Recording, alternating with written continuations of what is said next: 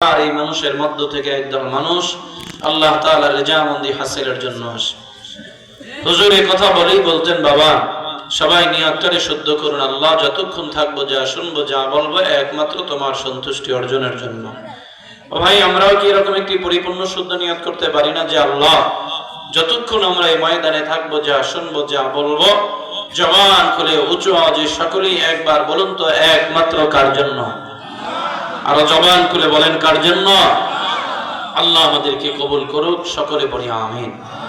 আমি আপনাদেরকে বেশি সময় কষ্ট দেব না, কারণ শীতের রাত, এমনিতেই উত্তরবঙ্গে শীত বেশি, ঠিক না?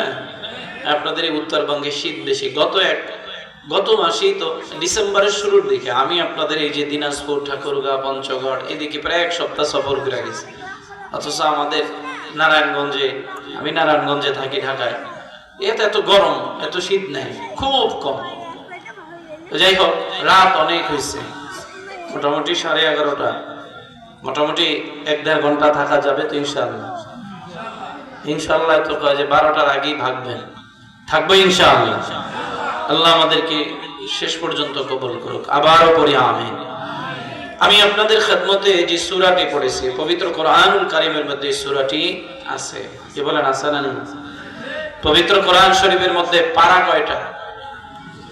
জবান খুলেন বলেন, কয় পারা?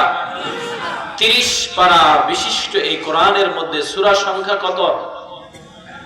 একজনে কইছে 200। কত? 114টি সূরা। এই 114 সূরার মধ্যে 99তম নম্বর সূরা, সূরাটির নাম সূরাতুল জিলজাল। আয়াত সংখ্যা মাত্র 8টি। কয়টি? এই সূরার শুরু থেকে শেষ পর্যন্ত আল্লাহ তাআলা যে কথাগুলো বলেছেন, প্রত্যেকটা কথাই যেন ভয় দিয়া দিয়া আল্লাহ বলছেন। যেমন সূরার শুরুতে আল্লাহ তাআলা একটি ভয়ের কথা বলছেন। কি ভয়? ইযা যুলজিলাতিল আরদু জিলজালাহা। হে নবী, আপনি স্মরণ করুন ওই দিনের কথা, যেই দিন গোটা পৃথিবী প্রকম্পিত হবে, ভূমিকম্প হবে। আচ্ছা বলেন, ভূমিকম্প একটি আতঙ্কের নাম কিনা? আপনার দেশে ভূমিকম্প হয় না?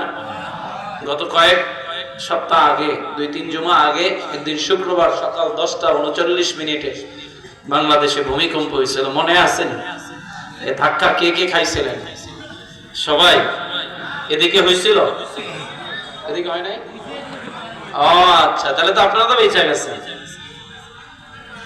মূল উৎপত্তি স্থলটা ছিল নারায়ণগঞ্জের পাশে নরসিংদী মাধবদীতে, ওখান থেকে শুরু। সেদিনের পর থেকে একাধিকবার ভূমিকম্প হয়েছে ঢাকায়। আমি আমার যে মসজিদে জুমা পড়াই, মসজিদের মিম্বরের সামনে আমি বৈশা মুতাআলা করতেছিলাম। ঠিক এই মুহূর্তে এরকম একটা এর মধ্যে টেবিলের উপরে কোরআন শরীফ কিতাব সহ আমি বৈশা বৈশা পড়তেছিলাম, আর কি পড়বো, আর কি এরকম পরিস্থিতি নিয়ে বসছি। ঠিক এমন সময় আমি আমার জীবনের প্রথমেই